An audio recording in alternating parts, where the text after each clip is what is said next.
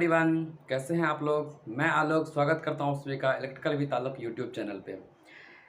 NHPC THDC का exam आज ख़त्म हो चुका है और मैंने काफ़ी सारे स्टूडेंट्स से एग्ज़ाम के रिव्यू लिया और एग्ज़ाम के पेपर्स के बारे में किस किस तरह के पेपर्स थे, क्वेश्चन थे, इन सारी चीज़ों को देख के तो ये वीडियोस एनएचपीसी के एग्ज़ाम एनालिसिस से जुड़ा हुआ है कि किस तरह से पेपर आए थे और स्टूडेंट ने कितने कटअप लिए। अभी तक लगभग 30-40 बच्चे से मुझे कांटेक्ट हो पाई है, तो उसके अकॉर्डिंग उन्होंने जितना कटअप मतलब डिसाइड किया है और साथ ही साथ वो कितना अटेम्प्ट लिए हैं, पेपर किस तरह का था, वो उस रिव्यू पे बेस्ड है। और हम इसमें बात करने वाले हैं कि कितना एक्सपेक्टेड कटअप हो सकता है और क्या पेपर का मॉडल था, क्या क्वेश्चन का पैटर्न था। इन सभी चीज़ पे बात करेंगे, रीजनिंग के बारे में, जीके जीएस के बारे में, साथ ही साथ हम लोग टेक्निकल पोर्शन के लिए भी बात करने वाले हैं। जितने भी एग्ज़ाम देने वाले स्टूडेंट थे उनसे जो भी रिव्यू मिले हैं उन पे ये बेस्ड है। बहुत छोटा वीडियो होने वाला है। बहुत सारे लड़के के कमेंट्स आ रहे हैं, उन सारी चीज़ों को इसमें देखेंगे। बहुत सारे बच्चे एग्ज़ाम में क्वेश्चन के पैटर्न को लेके बोल रहे हैं, तो आइए हम लोग पहले अगर देखते हैं तो सबसे पहले मैं आप लोग को बोलना चाहूँगा कि एनएचपीसी के एग्ज़ाम में जो सिलेबस डिसाइड किए गए थे, इंजीनियरिंग में एक्स्ट्रा ड्राइंग डाला गया था। उसके बाद जो भी मैकेनिकल के टॉपिक्स दिए गए थे, प्रॉपर्टीज़ ऑफ मैटर्स थे, हाइड्रोडायनामिक्स थे, इंजीनियरिंग ड्राइंग थे, इन सारे से सवाल बिल्कुल भी नहीं पूछे गए हैं। बहुत चौंकाने वाला है सबके लिए है। सबने उन इस पोर्शन को लेके परेशान थे, सब परेशान थे कि सर ये कहाँ से, इनका मटेरियल कहाँ से आएगा, कैसे हम लोग कवर करेंगे। तो इनसे एक भी सवाल उन्होंने नहीं पूछे हैं, जो कि थोड़ा चौंकाने वाला है। और अगर हम बात करें कोर पेपर की, जो कि इलेक्ट्रिकल के कोर पेपर हैं, कोर पेपर से भी उन्होंने सवाल बहुत जैसे नेटवर्क से उन्होंने जेन्युइन 1 से 2-3 सवाल बस रखे हैं, जो कि नेटवर्क वेटेज रखता है कम से कम 10-15 सवाल का, वो नेटवर्क से भी सवाल नहीं डाले हैं। साथ ही साथ वो पावर सिस्टम से भी कुछ-कुछ सवाल बस डाले हैं, जिससे वेटेज होना चाहिए था 140 नंबर के एग्ज़ाम में, उस हिसाब से वेटेज नहीं है। मशीन के क्वेश्चंस उन्होंने डाले हैं।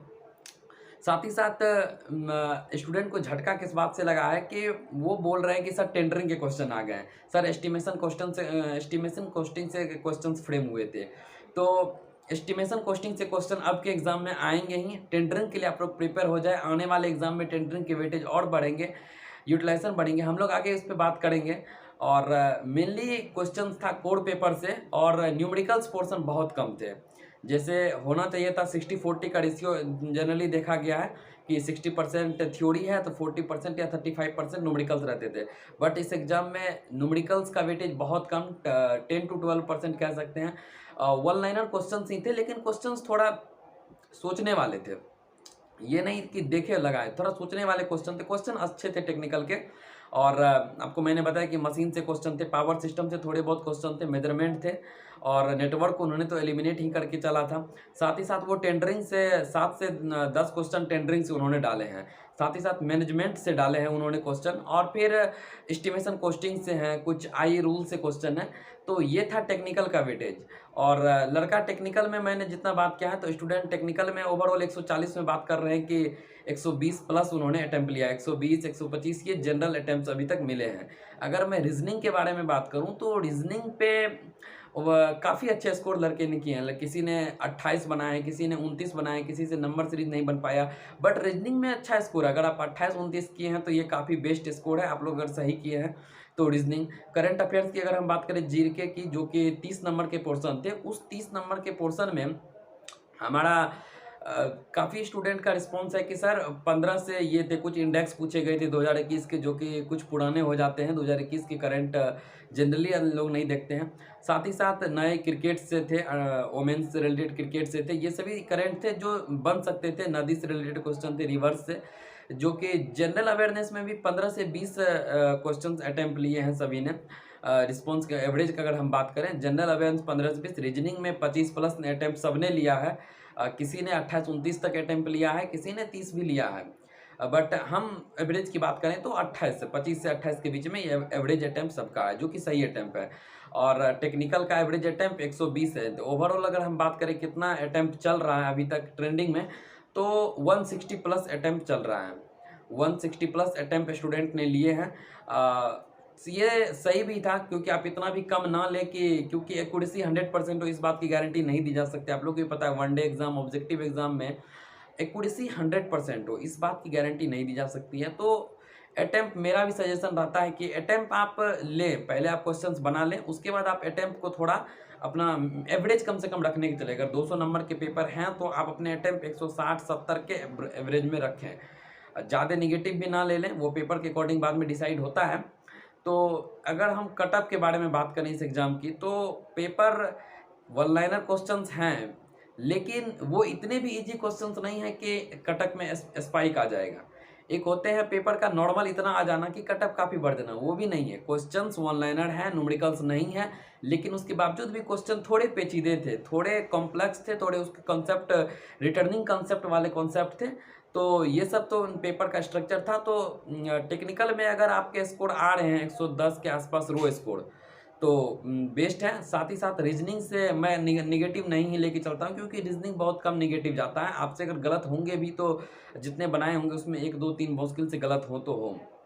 जनरल अवेयरनेस में भी अगर आपने ठीक ठाक अटेम्प्ट लिया है तो कट ऑफ इसका अगर हम नॉर्मल बात करें तो रो स्कोर 140 प्लस के आसपास रहने वाला है। 140 से फाइनल इसका कट ऑफ बन सकता है, इसी के ऊपर नीचे 5-10 नंबर आगे पीछे जो हो, क्योंकि 1/4 निगेटिव है। काफ़ी स्टूडेंट ने 190 अटैम्प्ट लिया है, मैंने बहुत से बात की तो 190 प्लस अटैम्प्ट उन्होंने लिए हैं, बहुतों 180 185।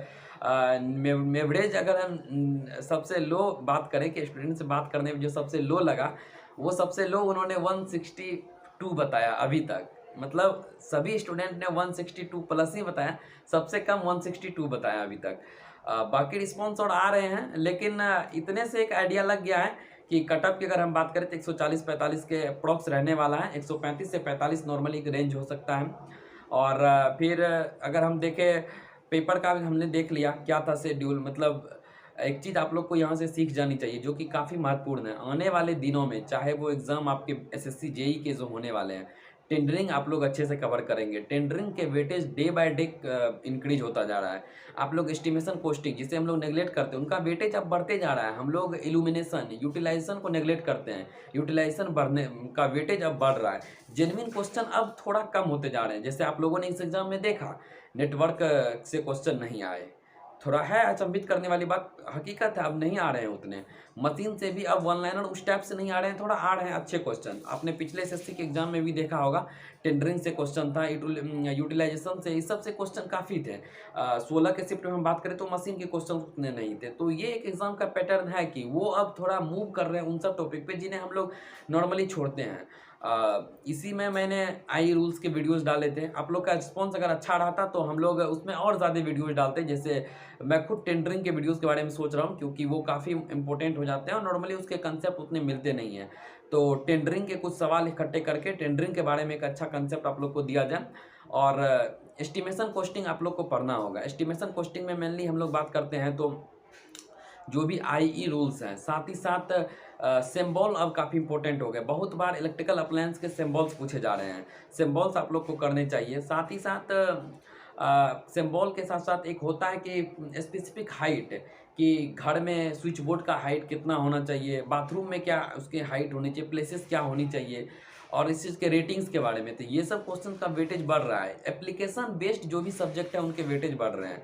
तो ये तो आज का एग्जाम एनालिसिस था, लेकिन इस एग्जाम से सीखते हुए, सही समय पे ये एग्जाम हुआ, इस एग्जाम से सीखते हुए नेक्स्ट जो एसएससी के एग्जाम होने वाले हैं उसमें कुछ इम्प्रूव हम लोग को करना होगा, काफ़ी अच्छा इम्प्रूव करना होगा और कर भी सकते हैं। एक सबक था, जिन्होंने गलती कर दी है तो कर दी है, लेकिन सही समय है, सही समय पर आपसे गलती हुई, आप सुधार सकते हैं। जैसे बहुत बच्चे के कॉमेंट में भी देख रहा था, टेलीग्राम पे जो टेक्स्ट ग्रुप में कर रहे हैं, उन्होंने बोला कि सर रिवीजन अगर अच्छा रहता तो और अच्छा बना पाते।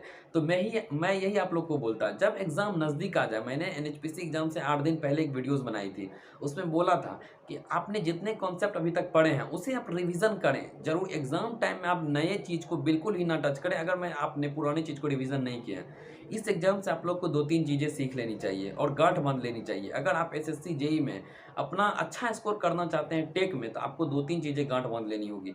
सबसे पहली चीज़ कि आपको वो सारे टॉपिक कवर करने हैं अब जो कि हम लोग जनरली छोड़ते हैं। मैंने बात की एस्टिमेशन, कॉस्टिंग, यूटिलाइजेशन और साथ ही साथ टेंडरिंग और वर्किंग मैनेजमेंट, ये टॉपिक्स आपको कवर करने होंगे अच्छे से। साथ ही साथ दूसरा अगर हम बात करें तो ये सेक्टर से हम लोग को बाहर निकलना होगा कि रिवीजन, मैंने काफ़ी अच्छा वीडियोज़ नॉन टेक के लिए बनाया था। मैं आने वाले जस्ट 1-2 दिन में मैं एक टेक्निकल, अब तो पूरी टारगेट हमारी एसएससी ही है और आने वाले दिनों में एसएससी के टेक को किस तरह रिवीजन करें, इस पे एक वीडियोज़ हम क्रिएट करेंगे। साथ ही साथ टेक का रिवीजन बहुत ज़रूरी है। आप पढ़ते क्या है, ये नहीं कि बहुत सारा एरिया कवर कर दिए लेकिन एग्ज़ाम टाइम में पता चला हम इतना ही याद रख पाए, तो वो एक अच्छी चीज़ नहीं है। अगर आप इतना ही पढ़ते हैं और इतना याद है आपको, तो वो काफ़ी इफ़ेक्टिव होगा। तो आप लोग जो पढ़ते हैं उसका रिवीजन काफ़ी ज़रूरी है। आप लोग रेगुलर बेसिस पे उसका रिवीजन करें। साथ ही साथ रिवीजन के साथ आप उसके क्वेश्चन प्रैक्टिस करें और नए टॉपिक को पढ़ने की कोशिश करें। मैं तो कहूँगा जिन्होंने अभी तक लाइब्रेरी नहीं ज्वाइन किया है, लाइब्रेरी ज्वाइन कर लें। आप वहाँ से मैक्सिमम टाइम, मिनिमम 8 आवर आपको सेल्फ स्टडी पे देने हैं। क्वेश्चंस क्या थे एग्जाम में, आए चले गए, कुछ दिन बाद आंसर की आएगी, तो एग्जैक्ट हम मेमोरी बेस्ड क्वेश्चन का एनालिसिस नहीं करा रहे हैं, क्योंकि कुछ विद्यार्थी कुछ बता रहे हैं उसमें मैक्सिमम हम 10 से 15 क्वेश्चन ले आएंगे। इसीलिए मेरा कोई प्लान नहीं था मेमोरी बेस्ड का, क्योंकि टीसीएस 8 से 10 दिन के अंदर विद इन 1 वीक आप लोग को आंसर की अपलोड हो जाएगा। तो आंसर की जब आएंगे तो हम लोग एग्जाम के उस समय आंसर की सबको मिल जाएगा, क्वेश्चंस मिल जाएगा। अभी पैनिक होने की बिल्कुल ज़रूरत नहीं। जिसका एग्ज़ाम अच्छा गया है और जो अच्छा नहीं भी कर पाए हैं, वो अपनी गलती को नोटिस करें और वो गलती एसएससी में ना दोहराएं। ये उनसे काफ़ी सबसे बड़ी चीज़ है। आप अपनी गलती को रिस्पेक्ट करें, स्वीकार करें, उस गलती को ना दोहराएं, आप उस पे काम करना स्टार्ट कर दें। अभी आप लोग ट्रैवल कर रहे होंगे, एग्ज़ाम दे के अपने रूम जहाँ भी रहते हैं, घर वापस जा रहे होंगे, तो आप लोग आराम से पहुँचिए, फ्रेश होइए। कल शाम से आप लोग एसएससी जेईई के प्रिपरेशन के लिए बिल्कुल रेडी हो जाइए। अब कुछ भी आपके लिए टारगेट नहीं है, सिर्फ और सिर्फ एसएससी जेईई का प्रीलिम्स एग्जाम आप लोग का टारगेट होना चाहिए। और आप लोग अपना रिस्पांस अच्छा रखें। डेली टारगेट सीरीज कल से या परसों से आप लोग जैसा रिस्पांस करेंगे, आप लोग यूट्यूब से कमेंट पे या टेलीग्राम पे आके अपना रिस्पांस देंगे कि सर डेली सीरीज स्टार्ट करना है या नहीं करना है, तो वो स्टार्ट होंगी। साथ ही साथ आप लोग इस गलती से ज़रूर सीखें और रिविज़न कंटिन्यू करें। ये चीज़ जो अभी मैं सुन रहा हूँ, ये एसएससी जेईई के एग्ज़ाम के बाद नहीं सुनना होगा, नहीं तो आपको ही पता है एग्जाम के बाद एक्सक्यूज दे के ही क्या फ़ायदा। इसीलिए इसी गलती से, ज़रूरी नहीं है आपने जो गलती किया बस उसी से सीखना है, आपको औरों के गलती से ही सीखना है कि उसने क्या गलती की, हमने तो ये गलती की, उसने क्या गलती की, तीसरे ने क्या गलती की। उन सभी गलतियाँ जो थी उन पे आप लोग को काम करना है, ये काफ़ी ज़रूरी है। तो उस गलतियों पे, सबके गलतियों पे अगर आप काम कीजिएगा तो आपका गलती होने का चांस बहुत कम हो जाता है, जो कि एक अच्छी चीज़ें हैं। तो अब टोटली टारगेट आप लोग का एसएससी जेईई रहना चाहिए। बीच में जो भी छोटे बड़े एग्जाम आएंगे देखा जाएगा, but overall target SSC JEE रहेगा। एसएससी जेईई के एग्ज़ाम तक अब आप लोग को डाइवर्ट बिल्कुल नहीं होना है, आप लोग टोटली फोकस्ड हो जाएं। और अब मैं भी, क्योंकि बीच में एनएचपीसी आ गया था, इसलिए डेली टारगेट सीरीज को मैं रोक दिया था। साथ ही साथ परीक्षा वाली सीरीज का रिस्पॉन्स अच्छा नहीं चल रहा है, इसीलिए उसको भी ब्रेक किए हुए हैं। तो जैसे ही अब कल से आप लोग फ्री होते हैं, आज तो पहुंचेंगे, आज रात, कल तक आप लोग अपने अपने स्थान पे पहुंच जाएंगे। आप लोग हमें रिस्पॉन्स जैसे ही करेंगे कि sir we are prepared for SSC JEE, तो वैसे हम स्टार्ट कर देंगे। और आप लोग को एक रेगुलर स्ट्रेटजी डालते रहेंगे, 5 दिन 10 दिन पे क्या अप्रोच होना चाहिए, आपने कितना कवर किया, क्या और कवर कर लेना चाहिए इतने दिनों में, और टेंडरिंग के कंसेप्ट कहाँ से पढ़े, इन सब चीज़ों को लेके मैं बहुत जल्द टेंडरिंग के कंसेप्ट आप लोग के साथ डालने वाला हूँ। आप लोग अगर नोट्स नहीं बनाए हैं तो आप लोग कोशिश करेंगे एस्टिमेशन एंड कॉस्टिंग का कंटेंट रखने का, आईई रूल्स रखने का, यूटिलाइजेशन को आप लोग रेगुलर रिवीजन करते रहेंगे, फार्मूला देखेंगे, हीटिंग वेल्डिंग जितने भी हैं, यूटिलाइजेशन के फार्मूलाज देखेंगे, साथ ही साथ अर्थिंग के फार्मूलाज देखेंगे, वायरिंग के फार्मूला।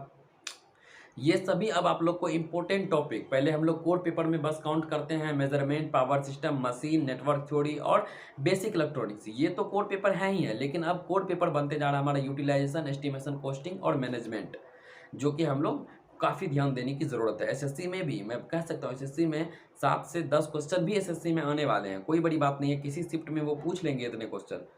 तो उसके लिए आप लोग प्रिपेयर रहिए, अभी से प्रिपेयर हो जाइए। बाकी एसएससी का अब एक टारगेट का एसएससी का वीडियोस 1-2 दिन में अपलोड होगा, आप लोग एग्जाम एनालिसिस को देखें और जो भी हुआ आपसे, अच्छा हुआ अच्छा, खराब हुआ खराब, जब इसका रिजल्ट आएगा तब देखा जाएगा।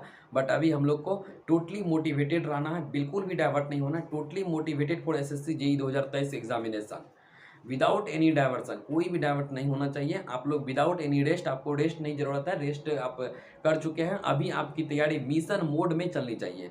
मैं हमेशा कहता हूँ डेथ ओवर की बल्लेबाजी स्टार्ट कर देनी चाहिए, क्योंकि अब हो गया, अब मैच डेथ ओवर में आ चुका है। तो इसीलिए आप लोग पहुँचे अच्छे से और अच्छे से फ्रेश होके एसएससी जेईई के लिए तैयार हो जाएं। आप लोग अपना रिस्पॉन्स ग्रुप में डाल देंगे, आप लोग प्रिपेयर्ड हैं तो मैं डेली टारगेट सीरीज को कंटिन्यू कर दूंगा आप लोग के लिए। साथ ही साथ मैं रेगुलर बेसिस पे आप लोग से जुड़े रहूँगा, मैसेज के माध्यम से, वीडियोज़ के माध्यम से, ताकि हम लोग उस पर ज़्यादा समय दे पाएँ तैयारी पे, और कोई भी दिक्कत अगर तैयारी के दरमियान आए तो हम लोग उसे सॉल्व कर पाएँ।